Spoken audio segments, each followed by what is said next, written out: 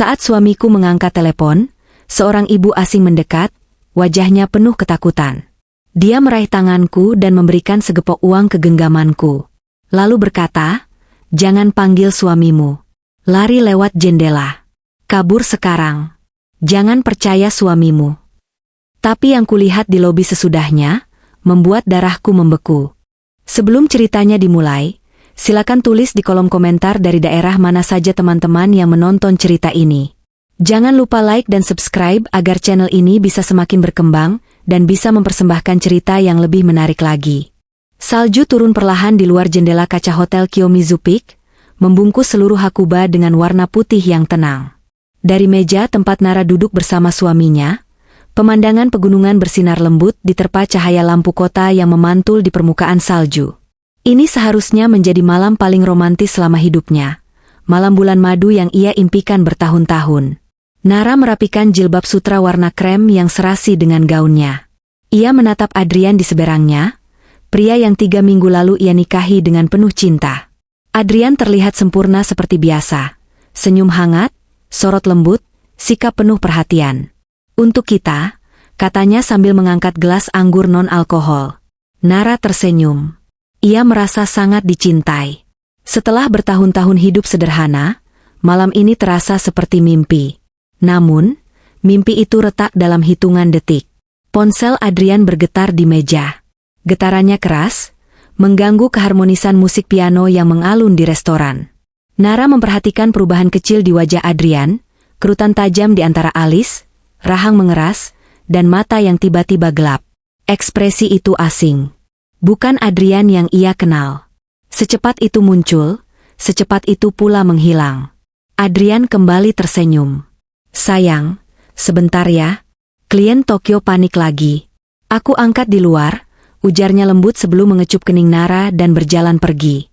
Nara mengangguk, meski hatinya sedikit tak nyaman. Ia mencoba mengabaikannya dan menatap hidangan penutup yang baru datang. Coklat panas beraroma tajam. Ia hendak menyendokkan suapan pertama ketika seseorang berhenti tepat di sampingnya. Seorang wanita tua berdiri sangat dekat. Begitu dekat hingga Nara bisa mencium aroma minyak kayu putih dan salju basah di mantelnya. Wanita itu orang Indonesia. Wajahnya penuh keriput, matanya berkaca-kaca, dan tubuhnya gemetar hebat. Tanpa permisi, ia meraih tangan Nara dan menyelipkan sesuatu, tumpukan uang yen tebal, ke dalam genggamannya. Jantung Nara langsung berdegup keras. Wanita itu mencondongkan tubuh, bibirnya bergetar, lalu berbisik dengan suara serak, "Jangan panggil suamimu. Lari lewat jendela kamar mandi lobi. Sekarang. Kalau tidak, kamu tidak akan pulang hidup-hidup." Nara membeku. Untuk sesaat ia yakin ini hanya kesalahpahaman. "Ibu, maaf." Mungkin, namun genggaman wanita itu semakin kuat. Matanya akhirnya bertemu dengan mata Nara. Ada ketakutan yang begitu pekat, begitu nyata, hingga membuat telapak tangan Nara berkeringat dingin. "Percaya aku. Kamu harus pergi. Suamimu berbahaya." Tanpa menunggu balasan, wanita itu pergi tertatih-tatih menuju toilet. Nara terpaku.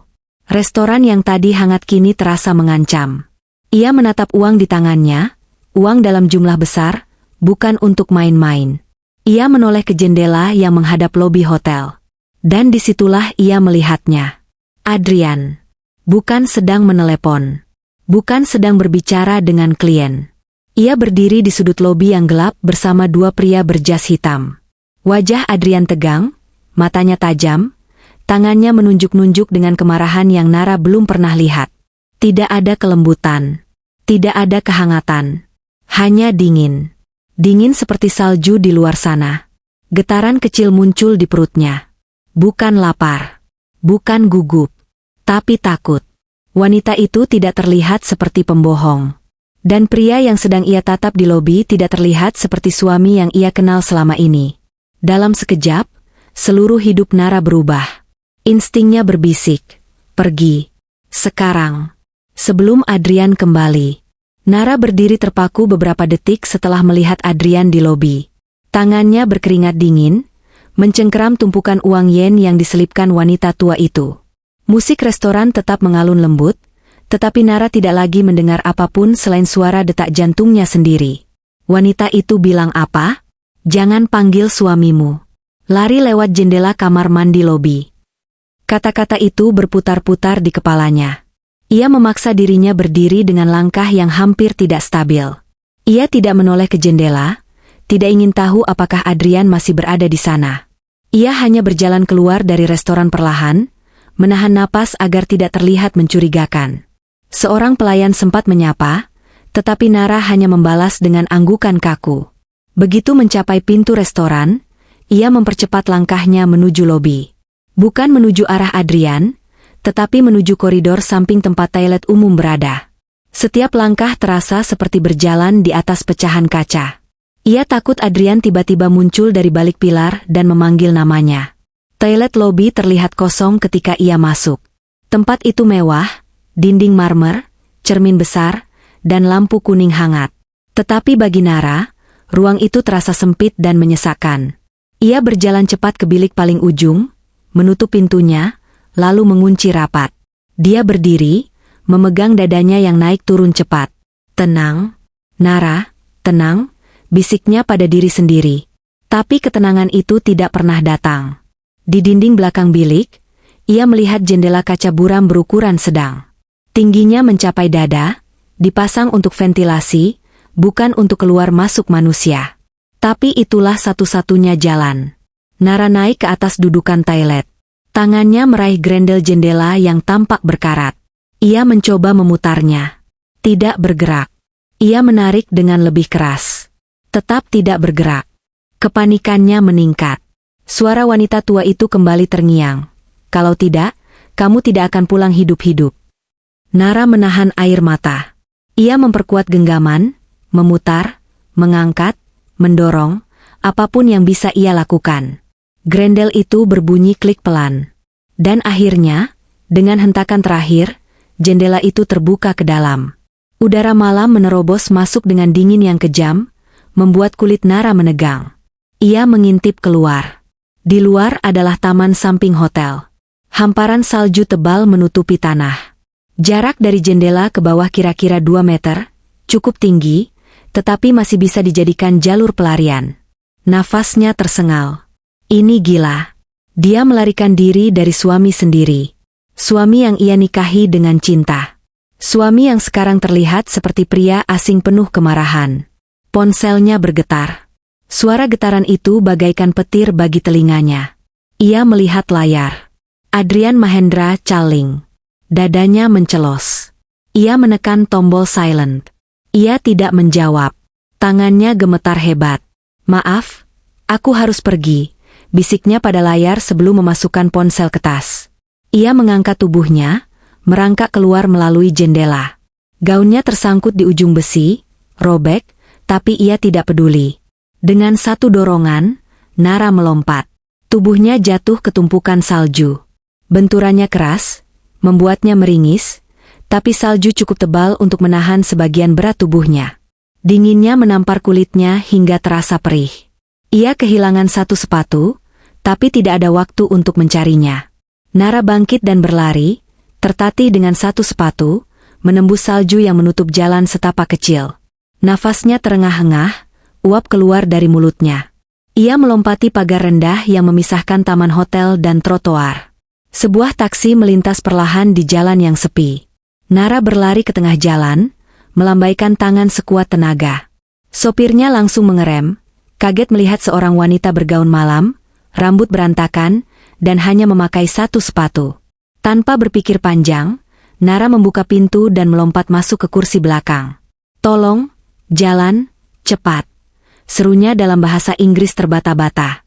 Sopir itu bingung. Madam, where to? Nara menggeleng cepat. Anywhere. Just go. Away from this hotel. Sopir menginjak pedal gas. Taksi melaju menjauhi hotel. Nara menoleh ke belakang. Hotel Kiyomizu Peak mulai menjauh. Namun tepat saat taksi berhenti di lampu merah, ia melihat sesuatu yang membuat darahnya membeku. Adrian keluar dari lobi hotel. Bukan dengan wajah suami yang ia kenal, tapi wajah yang penuh kemarahan gelap. Ia menoleh kiri kanan dengan gerakan liar. Lalu, dari pintu yang sama, muncul wanita tua tadi, Bibi Sulas, berusaha kabur. Namun Adrian menangkapnya. Tangan Adrian mencengkeram lengannya sangat keras, menyeretnya kembali masuk. Sebelum menghilang di balik pintu, mata Bibi Sulas sempat menatap ke arah jalan, tepat ke arah taksi Nara. Lampu berubah hijau. Taksi melaju. Nara menutup mulutnya dengan kedua tangan, menahan isak yang pecah. Dia kabur. Tapi penyelamatnya tertangkap. Dan Adrian. Sekarang tahu Nara menghilang. Taksi melaju kencang menembus jalanan Hakuba yang mulai diselimuti salju lebih tebal. Nara duduk di kursi belakang sambil memeluk dirinya sendiri. Gaunnya basah, kakinya menggigil, dan satu sepatu yang tersisa nyaris terlepas. Namun dingin malam itu tidak seberapa dibanding dingin yang merayap di dalam dadanya. Setiap lampu mobil di belakang mereka membuat Nara menoleh panik. Ia membayangkan Adrian mengejar mereka bersama dua pria berjas hitam itu. Bayangan wajah Adrian di lobi, gelap, marah, dan tak berperasaan, terus menghantui pikirannya. "Madam, you okay?" tanya sopir taksi dengan aksen Jepang yang kental. Nara menelan ludah. Tenggorokannya terasa kering. "I'm fine. Just drive, please." Sopir mengangguk, meski jelas ia tahu penumpangnya tidak baik-baik saja. Setelah beberapa menit, ia bertanya lagi. "Where do you want to go? Police? Hospital?" Nara terdiam. Pergi ke polisi? Bagaimana ia menjelaskan semuanya? "Suami saya ingin membunuh saya." Siapa yang akan percaya? Adrian punya kemampuan bicara yang menenangkan. Dia pintar, tenang, dan selalu tampak sebagai pria sempurna. Ia takut polisi akan menelpon Adrian dan menyerahkannya kembali. Tidak, bukan polisi. Ia memejamkan mata, memaksa pikirannya bekerja. Ia warga negara Indonesia. Di luar negeri, ada satu tempat yang seharusnya bisa melindunginya. Embassy, bisiknya. Indonesian Embassy, Tokyo. Sopir itu memandangnya lewat kaca spion, terkejut. "Tokyo? That's far. Almost 2 hours. I don't care," kata Nara, suaranya pecah. "Please, take me there." Sopir itu mengangguk hati-hati. "Oke, madam." Nara merogoh tasnya dan menyerahkan sebagian uang yen yang diberikan wanita tua tadi. Sopir itu terbelalak melihat jumlahnya. Tanpa pertanyaan lagi, ia mempercepat laju taksi. Perjalanan panjang itu terasa tidak berujung. Hanya suara angin dan deru mesin yang menemani. Setiap kali ponsel Nara bergetar, ia merasa nyaris muntah. Ada puluhan panggilan tidak terjawab dari Adrian. Pesan singkat masuk. "Nara, angkat teleponnya. Ini tidak lucu. Kamu membuatku marah." Beberapa menit kemudian. "Kamu tidak tahu apa yang kamu lakukan. Kau dalam bahaya kalau sendirian. Ayo pulang. Sekarang." Nada manisnya hilang. Yang tersisa hanyalah ancaman yang dibungkus kepedulian palsu. Nara memalingkan wajah, menahan gemetar. Bohong, semuanya bohong. Hampir 2 jam kemudian, taksi memasuki Tokyo yang mulai sepi.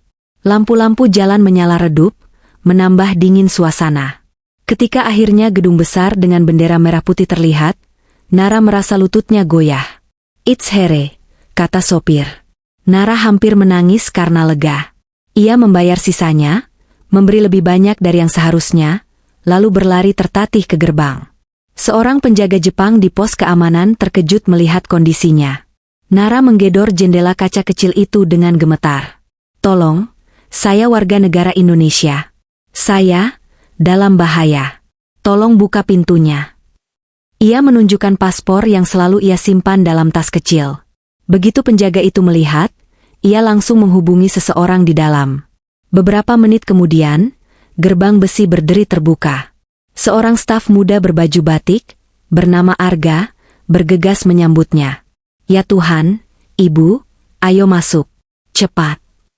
Ia memapah Nara masuk ke lobi kecil kedutaan. Ruangan itu hangat, bercahaya kuning lembut, tetapi hawa ketakutan dalam diri Nara tetap tidak surut. "Silakan duduk," kata Arga sambil meletakkan selimut di bahunya. "Minum dulu, Bu." Nara menggenggam cangkir teh panas yang disodorkan. Tangannya masih bergetar, Tapi setidaknya sekarang ia bisa bernapas. Sekarang, bisa ceritakan apa yang terjadi? Tanya Arga pelan. Dan Nara pun menceritakan semuanya. Tentang malam itu, tentang wanita tua yang memperingatkannya, tentang Adrian yang mencengkeram wanita itu, tentang telepon, pesan ancaman, dan pelarian lewat jendela. Arga mendengarkan dengan wajah kaget dan simpati. Ini sangat serius, Bu Nara. Nara mengangguk. Tolong, saya takut Adrian menyusul saya ke sini. Arga terdiam. Ekspresinya berubah. Wajah simpatiknya perlahan menghilang, digantikan sesuatu yang lebih kaku. Apa nama lengkap suami ibu? Tanya Arga hati-hati. Adrian Mahendra.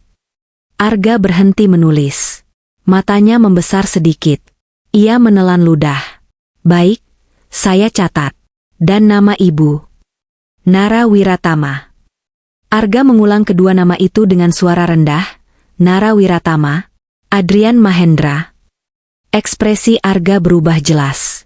Bukan takut, bukan bingung, tapi seperti seseorang yang baru mengingat sebuah instruksi. Baik, Bu, katanya datar. Tolong tunggu sebentar. Saya panggil atasan saya, Pak Reza. Beliau bertugas malam ini. Arga keluar dan menutup pintu dengan perlahan. Nara menunggu. 1 menit. 5 menit. 10 menit. Semakin lama ia duduk sendirian, semakin kuat rasa tidak enak di perutnya. Ada yang tidak beres. Ia berdiri, berjalan mondar-mandir, mencoba meredakan kecemasan. Di sudut ruangan, ia melihat komputer staf menyala. Nalurinya mendorongnya untuk mendekat. Dengan tangan gemetar, ia mengetik nama suaminya. Adrian Mahendra. Artikel bisnis muncul. Foto-foto Adrian yang tampak karismatik. Tidak ada jawaban. Ia mengetik namanya sendiri. Nara Wiratama Warisan. 1 artikel lama muncul. Tentang ibunya. Tentang sengketa warisan. Tentang aset miliaran yen yang dibekukan di Jepang. Jantung Nara berhenti berdetak. Suara pintu berderit terdengar di belakangnya. Nara berbalik. Dan dunia runtuh seketika. Adrian berdiri di ambang pintu. Tidak lagi dengan setelan makan malam. Tidak lagi dengan wajah lembutnya. Hanya mata dingin. Kehadiran yang mengancam. 2 pria hitam berdiri di belakangnya. Ia tersenyum tipis. Sayang. Pulang, yuk. Nara berdiri membeku ketika melihat Adrian memasuki ruang tunggu kedutaan. Senyum yang pernah membuatnya jatuh cinta kini tampak seperti topeng yang retak. 2 pria berjas hitam berdiri di belakangnya, mengapit pintu, menutup satu-satunya jalan kabur. Detak jantung Nara berpacu tidak karuan. Sayang, ucap Adrian lembut, namun matanya sama sekali tidak lembut. Kamu membuat semua orang khawatir. Ayo pulang. Nara mundur selangkah, menabrak meja kecil di belakangnya. Arga tidak terlihat. Tidak ada staf lain. Kedutaan terasa seperti ruangan kosong yang sengaja disiapkan untuk menjebaknya. Bagaimana kamu bisa ada di sini? Tanya Nara pelan. Bibirnya bergetar. Adrian tersenyum kecil, seperti sedang menenangkan anak kecil. Aku menelepon ke sini. Istriku kabur, tentu mereka membantuku. Mereka pikir kamu syok. Ayo, jangan buat keributan. Nada suaranya datar, penuh perintah. 2 pria di belakangnya bergerak sedikit maju. Nara menelan ludah. Ia tahu ia tak bisa melawan fisik. Ia harus berpura-pura. Ia memaksa dirinya menghela napas panjang dan menurunkan bahu, seolah menyerah. Aku takut, katanya lirih. Boleh aku merapikan diriku dulu? Aku berantakan. Adrian menatapnya sejenak, menimbang. Lalu mengangguk. 10 menit. Kamar mandi di lorong kiri. Jangan coba macam-macam. Nara berjalan perlahan keluar ruangan. Begitu berbelok ke lorong, ia segera mempercepat langkahnya menuju kamar mandi kecil di ujung. Ia masuk, mengunci pintu, lalu bersandar pada wastafel. Napasnya terputus-putus. Aku tidak bisa keluar dari sini, bisiknya panik. Jendela kecil di atas dinding dipasang terali besi. Tidak mungkin ia menembusnya. Lalu terdengar suara sangat pelan dari balik jendela. Nara, cepat buka. Suara itu serak dan akrab. Nara mematikan keran agar suara lebih jelas. Bibi, Bibi Sulas? Suara itu membalas, lebih mendesak.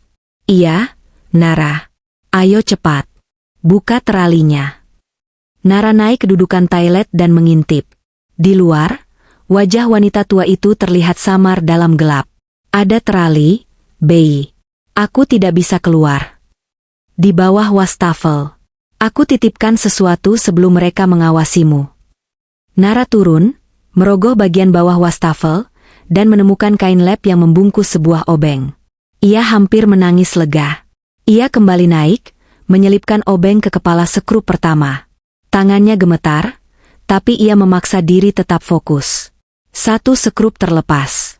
Lalu sekrup kedua. Suara langkah kaki terdengar di lorong. Nara, kamu sudah selesai? Teriak Adrian. Sebentar, aku ganti baju, jawab Nara gemetar. Ia memutar sekrup ketiga dan keempat secepat yang ia bisa. Terali terlepas, hampir jatuh, tapi ia menahannya agar tidak menimbulkan suara keras. Ia dorong jendela terbuka. Angin malam Tokyo langsung menusuk wajahnya. Lompat, Nara. Ada tumpukan kardus di bawah, seru Bibi Sulas. Tanpa pikir panjang, Nara mendorong tasnya keluar jendela, lalu mengangkat tubuhnya dan melompat. Tubuhnya jatuh tepat di atas tumpukan kardus yang cukup empuk. Bibi Sulas menarik lengannya. Ayo cepat. Mereka bisa menyusul kapan saja. Mereka berlari menyusuri gang sempit di samping gedung. Baru beberapa detik kemudian terdengar suara pintu kamar mandi dibanting dari belakang, dan teriakan marah Adrian menggema. Nara. Bibi Sulas mendorong Nara masuk ke mobil sewaan kecil yang sudah diparkir di ujung gang. Mereka melesat pergi tepat saat bayangan Adrian muncul di mulut gang, terlambat hanya beberapa detik.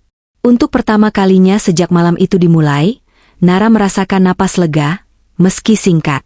Ia menatap Bibi Sulas yang memegang setir dengan tangan gemetar, tetapi mata penuh tekad. Kita selamat untuk sekarang, bisik Bibi Sulas. Tapi ini baru permulaan, Nara. Mobil kecil itu melaju menembus jalan-jalan Tokyo yang mulai hening. Di kursi penumpang, Nara menggenggam tangannya erat. Setelah 2 kali nyaris tertangkap, tubuhnya masih bergetar hebat. Setiap sorot lampu dari mobil lain membuatnya menoleh panik. Bibi Sulas memegang setir dengan kedua tangan yang tampak gemetar, tetapi pandangannya tetap fokus ke jalan. Bei, bagaimana ibu bisa lolos? Tanya Nara akhirnya. Suaranya serak karena terlalu banyak menangis. Bibi Sulas mengembuskan napas panjang. Adrian menangkap tadi. Tapi dia lengah saat menerima telepon. Aku gunakan kesempatan itu untuk menggigit tangannya dan lari lewat dapur hotel. Suaranya rendah, namun ada getaran marah yang tertahan. Aku tahu satu-satunya tempat kamu bisa pergi adalah kedutaan. Jadi aku cari taksi dan menyusulmu. Nara menunduk. Aku pikir Bibi tidak selamat. Ada rasa bersalah menusuk dadanya. Wanita tua itu berisiko besar demi dirinya. Mereka tiba di sebuah motel sederhana di pinggir kota. Cat temboknya pudar, lampu neonnya berkedip. Namun bagi Nara, tempat itu lebih aman dibanding gedung manapun yang pernah ia masuki hari ini. Mereka masuk ke kamar kecil dengan satu tempat tidur, meja reot, dan jendela buram. Bibi Sulas langsung mengunci pintu dan memasang palang kayu tambahan. Duduklah, katanya. Nara menyuruh. Tubuhnya terasa sangat berat. Bibi Sulas duduk di depannya, menatapnya lama seolah mempersiapkan diri untuk mengungkap sesuatu yang sangat besar. Nara, kamu bertanya kenapa aku melakukan semua ini. Nara mengangguk pelan. Ya, Bi. Kita bahkan tidak saling mengenal. Wanita tua itu menatapnya, dan matanya perlahan berkaca-kaca. Kita saling mengenal, Nara. Kamu saja yang lupa. Nama asli ibu adalah Sulastri. Dulu, aku bekerja sebagai asisten pribadi ibumu, Ratih Wiratama, selama 15 tahun. Nara membeku. Sebuah ingatan lama muncul, seorang wanita berambut sebahu yang sering memberinya biskuit sepulang sekolah. Bibi. Sulas, bisiknya lemah. Bibi Sulas mengangguk sambil tersenyum getir. Kamu masih kecil waktu itu. Setelah ibumu meninggal, pamamu, Surya Darmawan, menyuruhku pergi sambil mengancam akan membunuhku jika aku membuka mulut. Nara menutup mulutnya, tubuhnya bergetar hebat. Maman. Surya. Kata itu terasa pahit. Ya. Bibi Sulas menunduk. Kematian ibumu bukan kecelakaan, Nara. Itu pembunuhan yang direncanakan. Dunia Nara serasa berputar. Napasnya tercekat. Apa maksud Bibi? Surya sangat serakah. Ia mengincar seluruh warisan keluarga. Tapi ibumu memindahkan seluruh aset ke Jepang dan membuat wasiat yang sangat rumit. Surya marah. Dia memerintahkan kecelakaan itu terjadi. Suara Bibi Sulas pecah, namun ia melanjutkan. Aku menyaksikan semuanya. Aku tahu siapa yang menyuruh. Aku mendengar ancaman-ancamannya. Tapi aku tidak punya bukti. Hanya nyawa yang tersisa. Nara menangis dalam diam. Kenapa ibu tidak bilang apa-apa padaku? Karena kamu masih terlalu muda, jawab Bibi Sulas lembut. Tapi ibumu tahu sesuatu akan terjadi. Ia menitipkan sesuatu padaku sebelum meninggal. Ia membuka tas lusuhnya dan mengeluarkan sebuah map kusam. Ini. Nara menerima map itu dengan tangan gemetar. Di dalamnya ada beberapa dokumen, recikan tulisan tangan Ratih, dan sebuah amplop kecil berisi kunci logam tua. Apa ini? Tanya Nara pelan. Kunci brankas di Kuroda Private Bank, jawab Bibi Sulas. Brankas itu berisi semua bukti kejahatan Surya, termasuk identitas asli Adrian. Nara terbelalak. Jadi. Adrian. Nama aslinya adalah Victor Kolar, kata Bibi Sulas tegas. Dia buronan internasional. Surya menyewanya untuk satu tugas. Montkatimu. Menikaimu. Lalu membawamu ke Jepang untuk menandatangani surat kuasa pengalihan aset. Setelah itu, kamu akan dibuat mati dalam kecelakaan bulan madu, sama seperti ibumu. Nara Memjankan Mata, Tubunya Langlais. Kesadaran itu menusuk seperti pisau. Semua kenangan manis yang ia punya bersama Adrian terasa seperti jebakan yang dirancang dengan sempurna.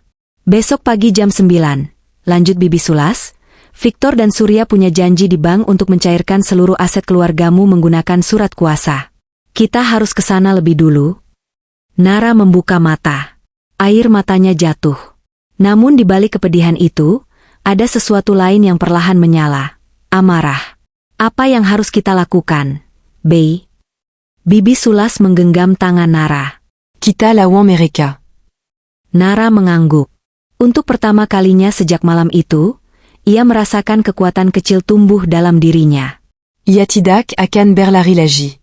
Kali ini, ia akan melawan. Malam itu, Nara tidak bisa tidur. Lampu kamar motel dibiarkan menyala redup. Seakan kegelapan bisa membuka pintu mimpi buruk yang lebih parah daripada kenyataan.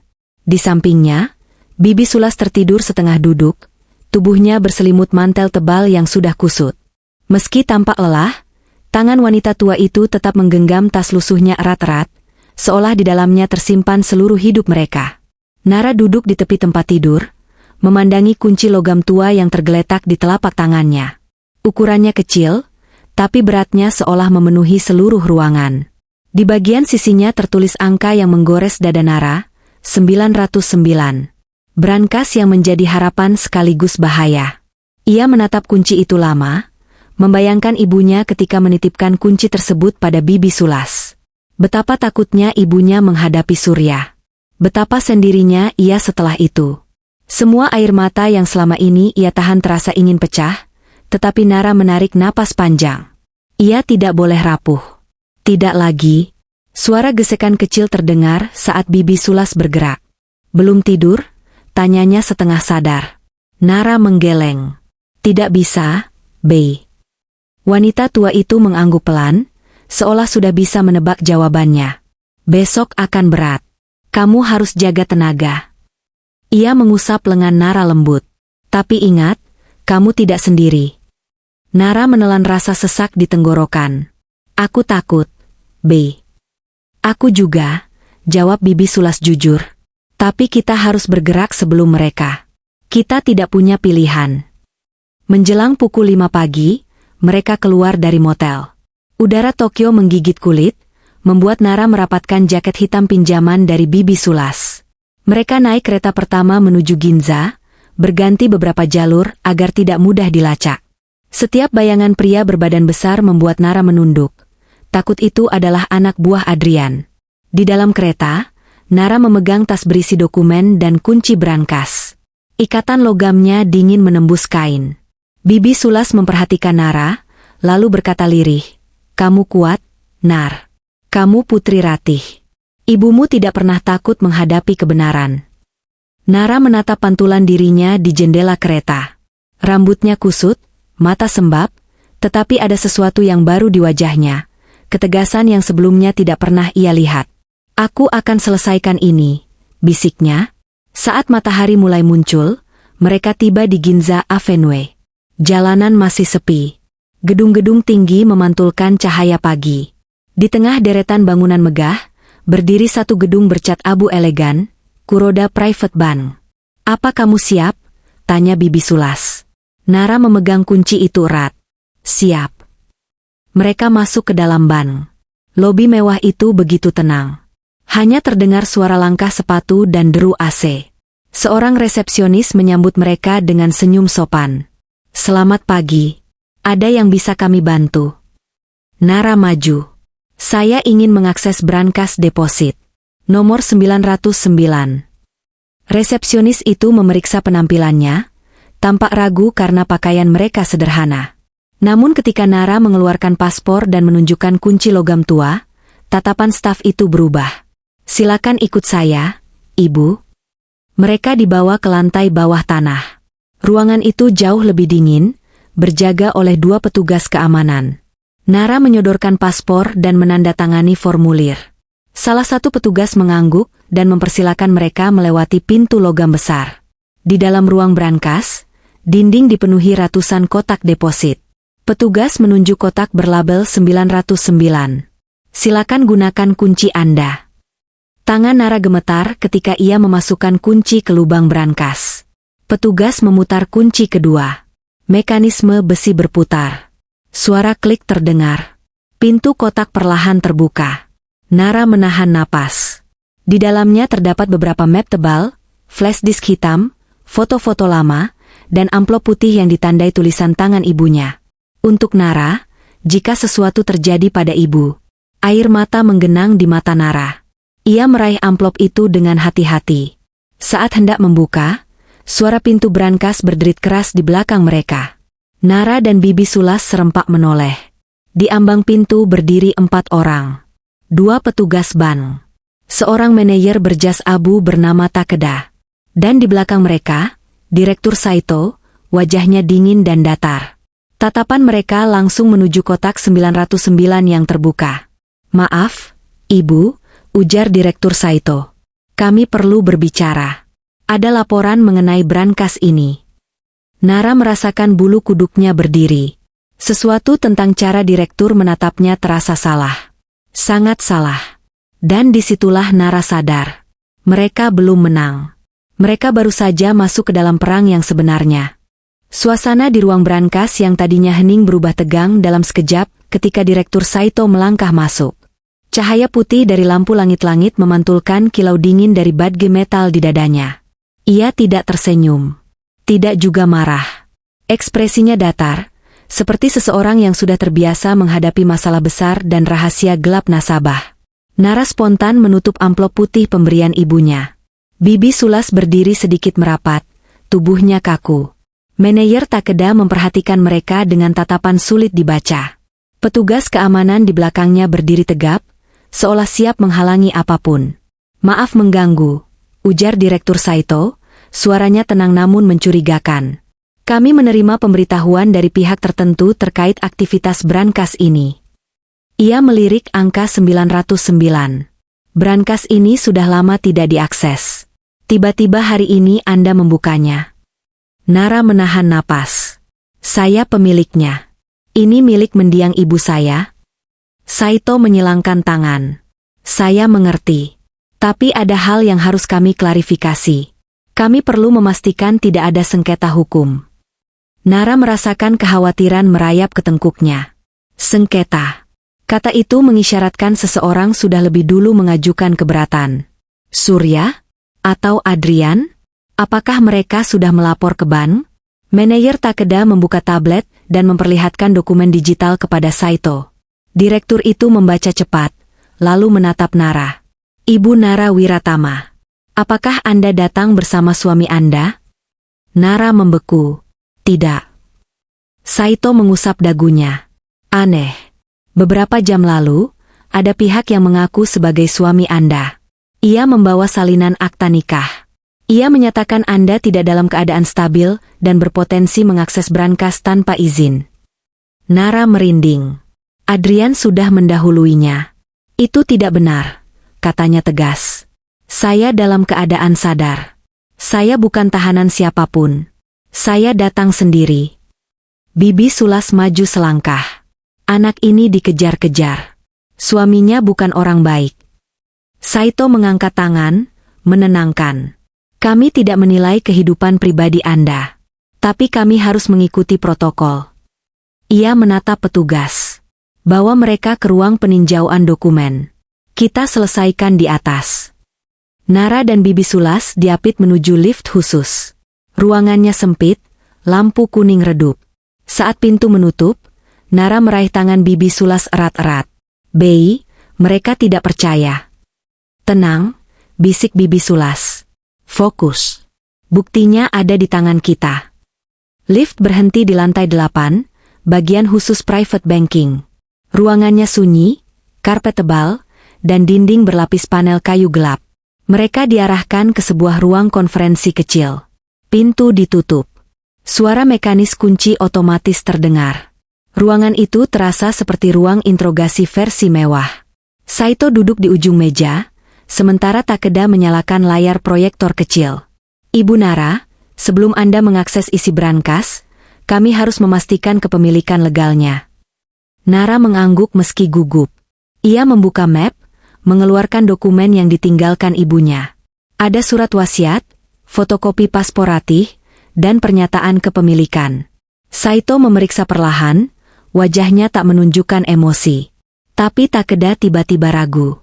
Direktur, ada tanda tangan yang tidak cocok. Ia menunjuk bagian bawah dokumen. Nara panik. Apa maksudnya? Saito menyandarkan tubuh. Ada 2 versi dokumen kepemilikan. Yang satu Anda bawa. Yang lain, dibawa pihak yang mengaku suami Anda. Nara merasakan darahnya turun. Adrian memalsukan dokumen. Ia memang berniat membuatnya terlihat tidak berkuasa atas aset itu. Tapi sebelum ketegangan mencapai puncak, sesuatu menarik perhatian Saito. Ia mengambil foto lama dari amplop, foto ibunya, Ratih, bersama seorang pria berjas asing. Di balik foto itu ada tulisan. Jika sesuatu terjadi pada ibu, percayalah hanya pada kebenaran. Dan kebenaran ada di dalam brankas 909. Saito membaca tulisan itu perlahan. Matanya berubah serius. Baik, katanya akhirnya. Saya ingin melihat seluruh isi brankas. Nara mengeluarkan map lain, beberapa foto Surya dengan seseorang yang wajahnya tidak asing. Ada catatan transaksi gelap dan kopi dokumen dari Interpol dengan nama Victor Kolar. Identitas asli Adrian. Takeda membaca cepat dan wajahnya memucat. Direktur, ini sangat serius. Pria ini, dia buronan. Saito menegang.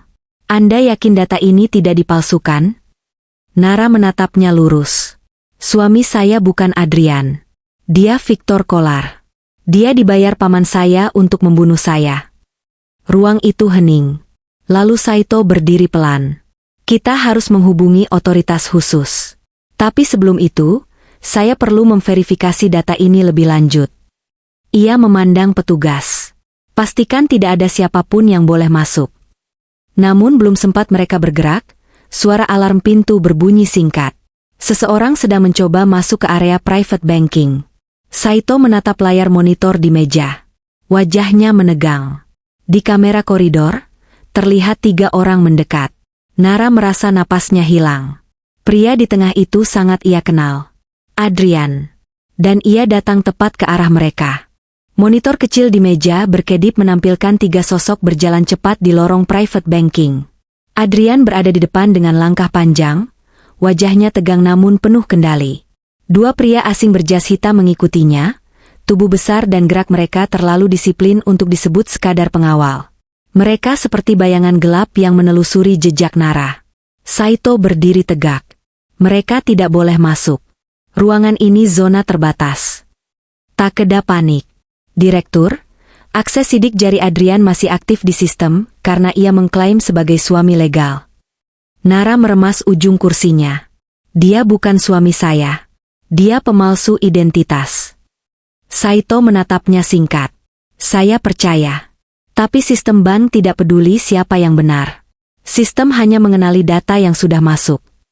Ia mengeluarkan kartu akses merah dari jasnya. Saya kunci ruangan ini. Pintu otomatis menyala merah, menandakan mode keamanan tertinggi. Namun tak lama kemudian terdengar suara ketukan keras dari luar, diikuti suara Adrian yang tenang tetapi penuh ancaman. Nara, buka pintunya. Kamu membuat semuanya jadi rumit. Nara merasakan lututnya lemas. Dia tahu saya ada di sini. Suara itu kembali terdengar, lebih gelap. Jika kamu tidak membuka, mereka yang di dalam akan rugi. Bank tidak mau reputasinya hancur karena satu kesalahpahaman. Saito menatap ke arah pintu, lalu ke monitor. Adrian berdiri begitu dekat dengan kamera, sehingga wajahnya memenuhi layar. Senyumannya tipis, bukan senyum seorang suami, tapi senyum pemburu yang telah menemukan mangsanya. Nara, bisiknya, keluar. Takeda menelan ludah. Direktur, mereka mencoba membypass panel pintu. Saito bergerak cepat. Matikan sistem manual. Ia memasukkan pin panjang ke perangkat tersembunyi di bawah meja. Jika mereka memaksa, alarm polisi otomatis aktif. Bibi Sulas menggenggam tangan Nara erat. Enduk, tenang. Kita sudah sejauh ini, jangan goyah. Namun Nara tidak bisa tenang. Ia melihat Adrian mencoba memaksa panel. Ia tahu kemampuan pria itu. Adrian bukan hanya buronan.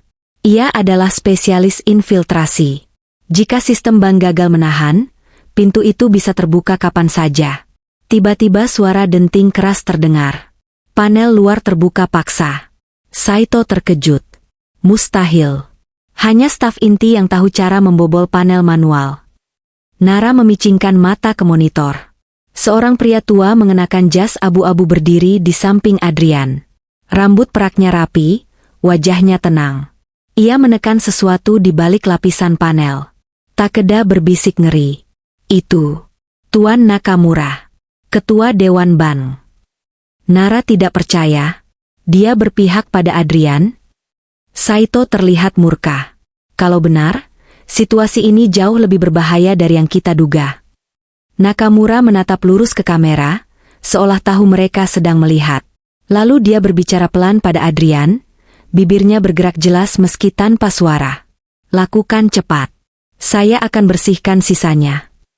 Nara merasakan ubun-ubunnya berdenyut keras. Semua ini bukan permainan kecil. Adrian tidak bergerak sendirian. Ada orang besar yang membantunya. Pintu bergetar. Saito berusaha menahan. Kita harus evakuasi Anda berdua melalui lorong darurat. Cepat. Takeda membuka panel rahasia di balik papan kayu. Sebuah lorong sempit muncul, dindingnya logam dingin. Nara dan Bibi Sulas bergerak duluan, tapi sebelum mereka masuk, suara pintu utama terdengar pecah. Nara. Adrian menerobos masuk, wajahnya menjadi bayangan kegelapan. Dua pria asing mengikuti di belakangnya. Saito berdiri menghadang. Anda melanggar wilayah privat. Ini tindakan kriminal. Adrian tidak peduli. Ia hanya menajamkan pandangan pada Nara, seakan semua orang di ruangan itu hanyalah hiasan. Nara, ujarnya pelan, ikut aku. Sekarang. Dalam sepersekian detik, pria berjas hitam di belakang Adrian menarik sesuatu dari balik mantel. Sebuah alat kejut listrik. Cahaya biru menyala. Takeda menjerit. Direktur. Saito menangkis serangan itu dengan meja kecil, tapi alat kejut menyambar bahunya. Tubuhnya terhuyung jatuh. Bibi Sulas berteriak. Enduk. Mundur. Nara menggenggam map berisi identitas asli Adrian. Ia menatap pria yang dulu ia kira cinta sejatinya. Tidak ada lagi kebingungan. Tidak ada lagi ketakutan. Adrian, katanya, suaranya gemetar namun penuh keberanian. Kamu tidak akan sentuh aku lagi. Ia menekan tombol alarm darurat di dinding lorong. Sirene merah menyala memenuhi ruangan.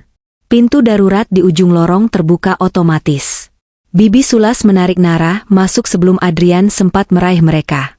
Pintu logam menutup rapat, memisahkan mereka dari Adrian yang menggeram marah. Nara teriaknya, suaranya menggema di balik pintu. Lorong itu berguncang. Cahaya darurat berkedip-kedip. Nara memeluk map erat-erat. Hari ini, ia bukan lagi korban. Hari ini, ia akan melawan. Lorong darurat itu sempit, dindingnya logam dingin, dan cahaya merah berkedip-kedip mengikuti sirene alarm. Napas Nara tersengal, dadanya naik turun cepat. Bibi Sulas menggenggam lengannya sambil berlari. Langkah mereka memantul di sepanjang koridor, seperti gema ketakutan yang belum selesai. Terus, enduk, jangan berhenti, seru Bibi Sulas, meski suara wanita tua itu terdengar putus-putus. Nara memeluk map berisi bukti identitas Adrian sekuat tenaga. Setiap kali alarm berbunyi keras, ia melihat kembali tatapan Adrian yang gelap saat pintu sebelumnya menutup tepat di wajahnya. Tatapan itu mengunci jiwanya, bukan lagi tatapan suami, bukan tatapan manusia. Hanya tatapan predator. Mereka melewati tikungan pertama ketika suara langkah berat terdengar mengejar dari belakang. Suara gesekan logam menunjukkan Adrian atau para pengawalnya sedang mencoba membuka pintu darurat manual. Nara menelan ludah. Bei, mereka akan menyusul. Tapi kita duluan keluar. Lorong ini tembus ke ruang arsip bawah, jawab Bibi Sulas cepat. Namun lorong itu berbelok lagi, kali ini menurun ke ruang yang lebih gelap. Lampu di dinding berkelip tidak stabil, membuat bayangan mereka bergerak dan memanjang. Nara menahan gugupnya. Kalau mereka tahu rutenya, mereka tidak hafal semua. Kita lebih cepat, balas Bibi Sulas. Tiba-tiba suara pengumuman otomatis menggema, datar dan dingin.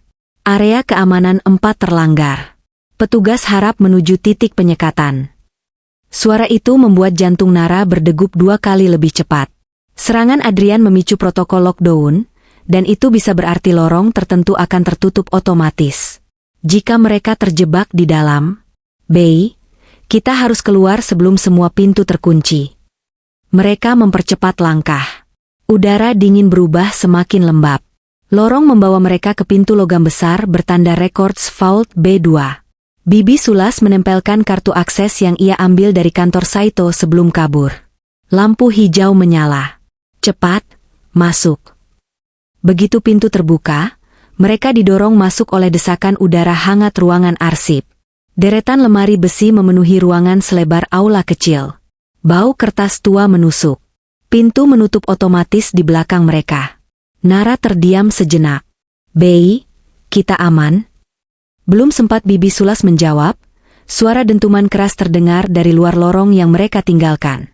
Suara sesuatu dipukul kuat, atau seseorang sedang menabrak pintu darurat. Adrian, gumam Nara. Napasnya kembali kacau. Bibi Sulas menariknya lebih dalam ke ruangan. Kita harus keluar lewat pintu servis yang terhubung ke parkir bawah tanah. Mereka bergerak melewati tumpukan arsip. Namun sesuatu membuat Nara berhenti. Di salah satu meja kerjanya, sebuah monitor CCTV masih aktif menampilkan 4 sudut gedung. Pada layar kiri atas, Adrian terlihat memasuki lorong darurat kedua bersama pria berjas hitam. Mereka tidak meraba-raba. Mereka tahu rute. Bei, suara Nara bergetar. Dia hafal jalurnya. Bibi Sulas memicingkan mata. Itu berarti seseorang dari dalam memberi akses penuh. Nara menelan pahit. Nakamura. Mereka kembali berlari menuju pintu servis di ujung ruangan. Pintu itu kecil, terbuat dari logam tipis, dan memiliki gagang tarik manual. Bibi Sulas membuka cepat. Ruang di baliknya adalah tangga spiral besi yang mengarah ke lantai bawah parkir pribadi. Begitu mereka menuruni 2 anak tangga, suara pintu arsip terbuka dengan kasar di belakang mereka. Adrian masuk. Nara, suaranya seperti bisikan ular. Aku sudah bilang, jangan membuatku mengejarmu. Nara hampir kehilangan keseimbangan. Bibi Sulas menahan lengannya sambil berteriak, cepat turun. Mereka berlari menuruni tangga. Suara langkah Adrian mengejar semakin dekat. Nafas pria itu terdengar jelas. Ia tidak kehabisan tenaga. Justru sebaliknya, ia semakin cepat.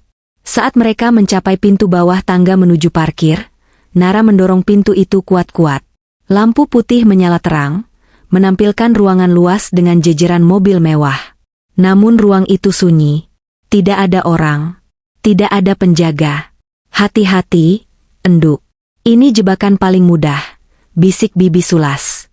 Nara mengintip ke belakang. Adrian baru turun 2 langkah terakhir. Matanya menyala gelap. Tidak ada lagi tempat kau lari, katanya. Nara mengambil keputusan dalam sepersekian detik. Bei, ke sana. Ia menarik Bibi Sulas ke balik mobil SUV hitam. Mereka berjongkok di belakang ban besar. Detik berikutnya, Adrian muncul di pintu. Nara, panggilnya, lembut namun mengerikan. Kamu pikir aku akan menyakitimu? Tidak. Aku cuma butuh kau ikut pulang. Pulang. Kata itu menusuk lebih dalam daripada ancaman. Nara meremas map di dadanya. Pulang ke neraka, bisiknya. Adrian melangkah maju. Bunyi tapak sepatunya bergema di parkir kosong. Setiap langkah mendekat, jantung Nara memukul lebih keras. Bibi Sulas menatap Nara. Sekarang, Enduk. Kalau mau selamat, kita harus melawan. Adrian sudah hanya berjarak 3 mobil. Nara menarik napas, mengumpulkan keberaniannya. Hari ini, ia tidak akan jadi korban. Hari ini, ia melawan balik. Parkir bawah tanah itu dipenuhi bayangan panjang dari deretan mobil mewah yang diam tak bergerak, seolah menjadi saksi bisu dari ketegangan yang memuncak. Suara langkah Adrian terdengar jelas, menggema seperti bunyi drum perang yang semakin mendekat. Nara merunduk di balik SUV hitam bersama Bibi Sulas. Nafasnya pendek dan panas. Tangan menggenggam map bukti seolah itu satu-satunya pegangan hidup. Enduk, jangan gemetar. Jangan beri dia kemenangan. Bisik Bibi Sulas dengan suara bergetar. Adrian berhenti tepat di samping mobil sedan silver 2 baris dari tempat mereka bersembunyi. Suara gesekan sepatunya berhenti. Keheningan itu lebih menakutkan daripada langkahnya. Nara, panggilnya dengan nada lembut yang palsu. Aku tidak ingin melukaimu. Kau tahu itu. Nara menutup mata, menahan getaran ketakutan. Lembut, tenang. Itu suara yang sama yang dulu membuatnya jatuh cinta, yang dulu ia percaya sebagai rumah. Tapi kini ia tahu, suara itu adalah topeng. Bibi Sulas menyentuh bahu Nara, menundukkan diri lebih rendah. Dia bohong. Dengarkan nalurimu, Enduk. Jangan percaya. Adrian bergerak lagi. Suara langkahnya mendekat, kali ini menuju sisi SUV tempat mereka bersembunyi. Nara bisa melihat sepatu hitamnya dari celah bawah mobil. Ia menahan napas. Tidak ada gunanya menghindar, ujar Adrian pelan. Aku tahu kau membawa map itu. Kau pikir aku akan membiarkanmu menyebar bukti itu? Nara menelan ludah keras-keras. Ia tahu, jika Adrian berhasil mendekat, semuanya akan berakhir. Tiba-tiba, Adrian membungkuk. Ia mencoba melihat ke bawah mobil. Nara mendorong Bibi Sulas. Lari, bisiknya. Mereka berdua bangkit serentak dari sisi lain SUV, melompat keluar dari persembunyian dan berlari ke arah pintu servisan menuju lift barang. Adrian terkejut sesaat, tapi segera mengejar. Nara, suaranya berubah menjadi raungan marah. Jangan buat aku memilih cara kasar. Nara berlari sekuat tenaga, tapi sepatu cats yang dipakainya tak cukup cepat. Bibi Sulas mencoba menutupi jalannya, tetapi Adrian jauh lebih lincah. Ia melompati kap mobil dan mendarat hanya beberapa meter di belakang mereka. Nara menekan tombol lift barang dengan panik. Lampunya berkedip, tanda lift sedang bergerak naik. Tapi terlalu lambat. Adrian menyerbu dari samping, menarik lengan Nara. Tubuhnya terhuyung. Map hampir terjatuh. Naluri bertahan hidup mengalir kuat. Nara menendang lutut Adrian sekuat tenaga. Adrian mengerang dan melepaskannya.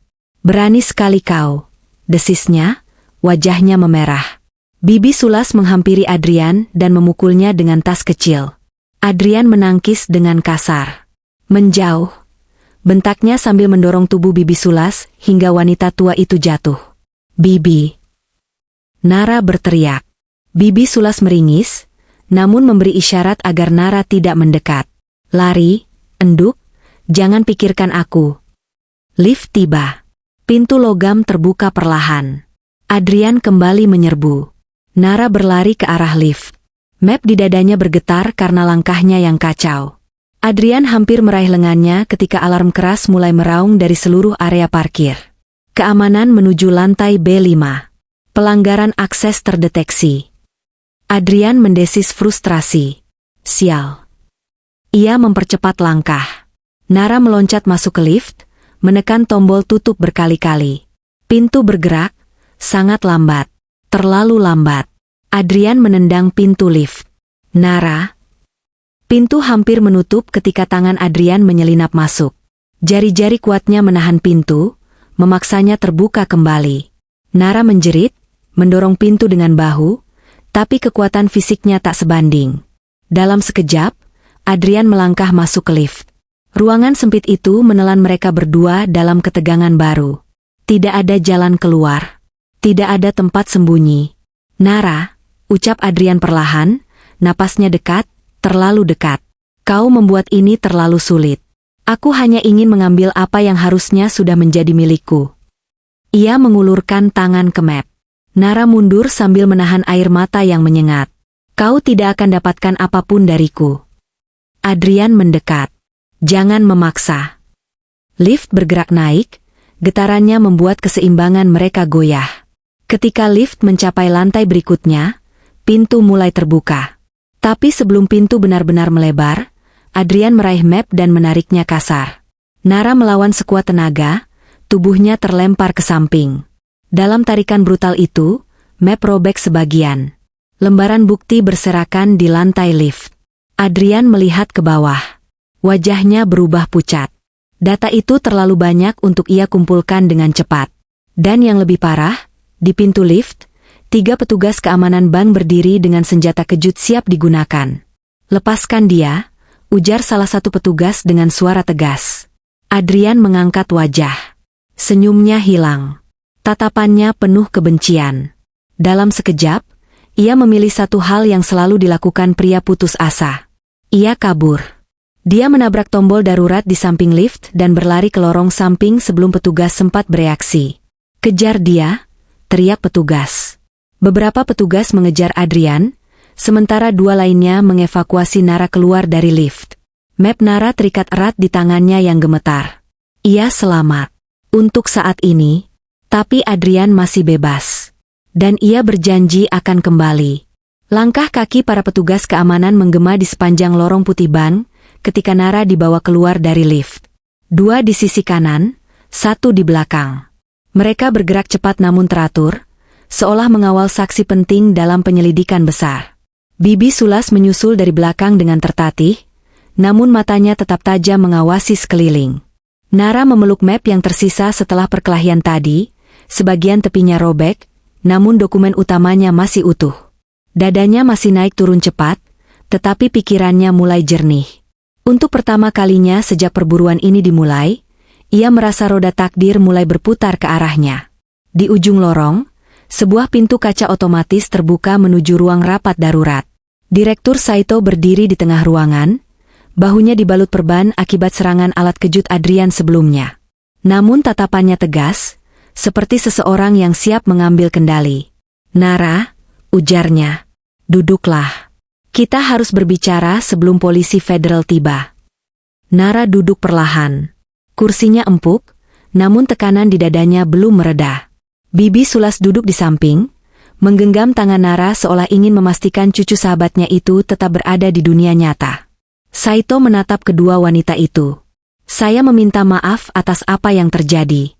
Kami tidak menyangka seseorang dari dalam, Tuan Nakamura, bekerja sama dengan pihak luar. Nara mengerutkan kening. Kenapa ketua Dewan Ban membantu Adrian? Apa hubungannya? Saito menarik napas panjang. Karena uang. Karena aset keluarga Anda. Ia menunjuk map di tangan Nara. Apa boleh saya lihat seluruh dokumen itu? Nara ragu sesaat, namun akhirnya menyerahkan map itu. Saito membuka lembar demi lembar, wajahnya berubah serius seiring ia membaca bukti transfer ilegal, foto-foto pertemuan rahasia, dan dokumen asli yang menunjukkan identitas Adrian sebagai Victor Kolar, buronan internasional yang sudah hilang sejak 5 tahun lalu. Ini, suara Saito melemah. Jika semua ini diserahkan ke otoritas Swiss dan Interpol, bukan hanya ayah tiri Anda yang terlibat. Nakamura juga akan dihukum. Dia mempertaruhkan reputasi seluruh bank demi menjaga kesepakatan pribadi. Nara menutup mata, merasa muak. Berarti, sejak awal semua ini sudah direncanakan. Ya, jawab Saito. Termasuk usaha mereka untuk menghapus jejak Anda. Hening mengisi ruangan. Bibi Sulas mengusap bahu Nara. Enduk, kau sudah kuat sampai sejauh ini. Jangan goyah. Namun Nara menatap Saito dengan keraguan baru. Kalau semua ini melibatkan orang berpengaruh, bagaimana aku bisa percaya bank tidak akan menghapus bukti demi menyelamatkan diri? Saito terpaku sesaat. Lalu ia berdiri, berjalan ke laci besi di sudut ruangan, dan mengeluarkan flash drive kecil berlogo Departemen Audit Internal Bank Eropa. Ia meletakkannya di meja. Nara, katanya pelan. Saya telah menyalin seluruh rekaman CCTV pagi ini, termasuk penyusupan Adrian dan tindakan Nakamura. Saya juga sudah menandai bukti identitas asli Adrian sebelum sistem ditutup. Nara menatapnya tanpa berkedip. Kenapa Anda membantu kami? Saito menatap matanya, bukan sebagai direktur, melainkan sebagai manusia. Karena saya pernah melihat kasus seperti ini. Dan waktu itu, gadisnya tidak selamat. Saya tidak ingin hal itu terjadi lagi. Nara merasakan dadanya menghangat. Untuk pertama kalinya hari ini, seorang asing memilih berpihak padanya tanpa agenda tersembunyi. Namun ketenangan itu hanya berlangsung detik. Tiba-tiba, speaker ruangan berbunyi dengan suara panik dari salah satu petugas keamanan. Direktur Saito. Tersangka melarikan diri dari lorong samping dan menuju pintu tangga darurat. Saito memucat. Itu berarti dia menuju basement pintu keluar barat. Ia menatap Nara. Adrian masih mengejar Anda. Nara menggenggam map kuat-kuat. Bei, dia tidak akan berhenti. Namun Bibi Sulas menatapnya dengan keberanian penuh. Dia kelilingi dunia sekalipun, dia tidak akan dapatkan kau lagi, enduk. Saito memberi instruksi cepat. Kuncikan semua akses. Jangan beri satu celah pun. Saya hubungi kepolisian pusat. Namun sebelum ia sempat menekan tombol darurat, suara benturan keras terdengar di luar ruangan. Para petugas keamanan spontan mengangkat alat kejut. Nara merasakan rambut tengkuknya berdiri. Dia tidak mungkin sampai sini, gumam Saito, namun suaranya meragukan.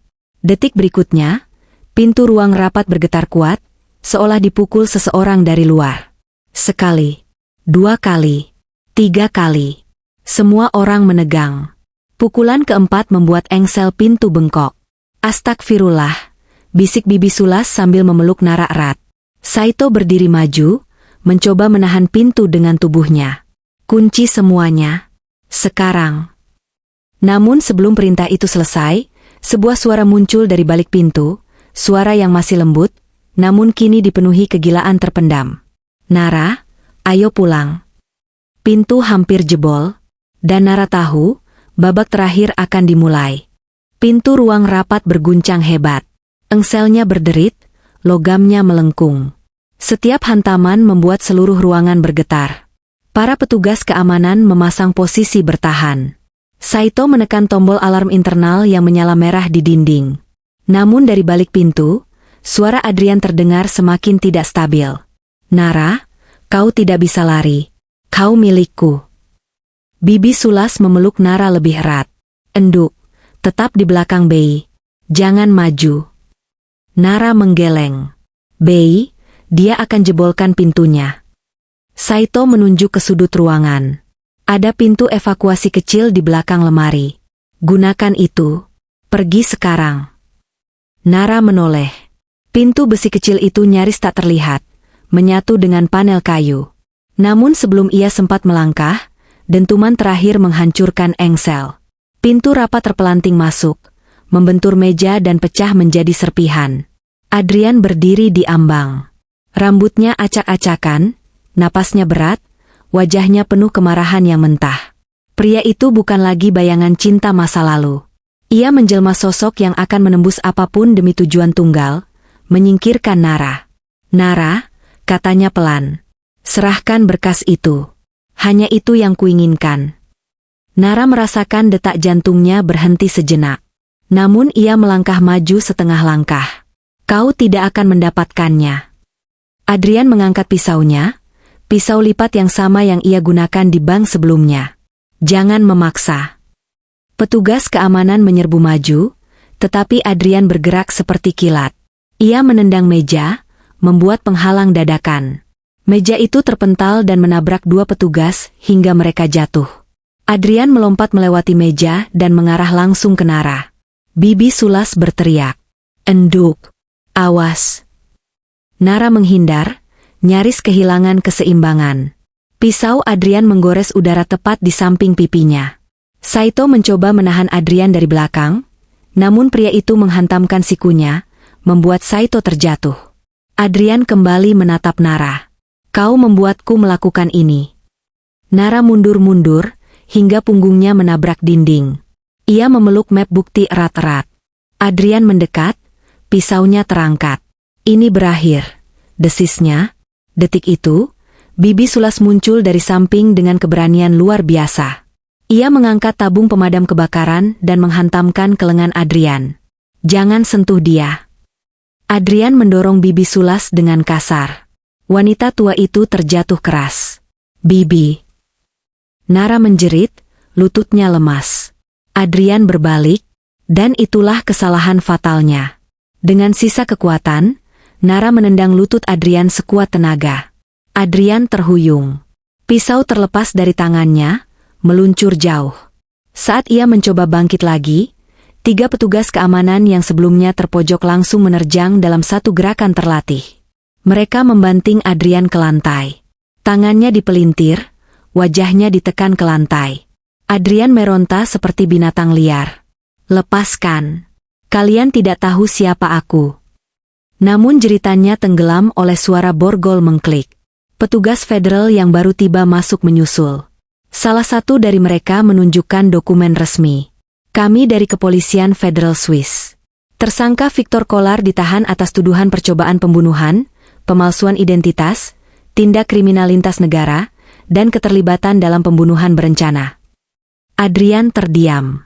Matanya menatap Nara, bukan dengan marah, tetapi dengan kebencian dingin. Nara, kau akan menyesal. Namun Nara berdiri tegak. Tidak. Kau yang akan menyesal seumur hidup. Petugas menyeret Adrian keluar ruangan.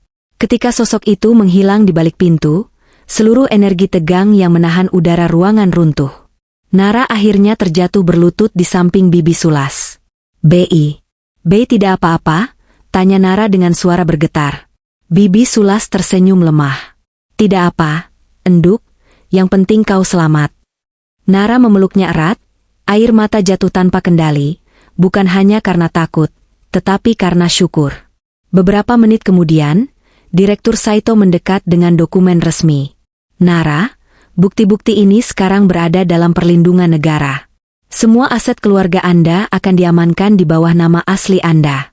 Dan Nakamura juga akan ditangkap hari ini." Nara menatap map yang kini dijaga petugas. Akhirnya, sudah selesai?